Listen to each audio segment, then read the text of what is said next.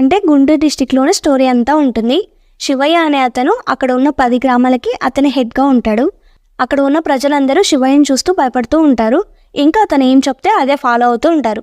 కానీ అక్కడ గ్రామాలలో కొంతమంది అమ్మాయిలు ఉరేసుకొని చనిపోతూ ఉంటారు. ఇంకా పుష్ప అంటే అంజలి గారి క్యారెక్టర్ నేమ్ ఈ వెబ్ సిరీస్లో. ఈమె ఒక ప్రాస్టిట్యూట్. ఈ వెబ్ సిరీస్లో పుష్పని శివయ్య ఉంచుకొని ఉంటాడు.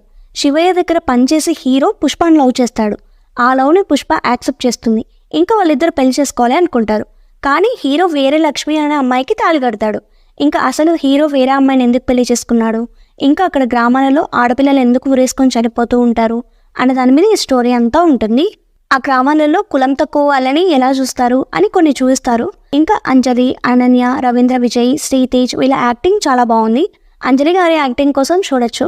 మూవీ అంతా చూసాక నాకైతే ఒక డౌట్ వచ్చింది. శివయ్యని పుష్ప ఎప్పుడో చంపేసి ఉండొచ్చు, కానీ 7 years తర్వాత చంపేస్తుంది. ఇంకా ఫ్యామిలీతో చూడొచ్చు.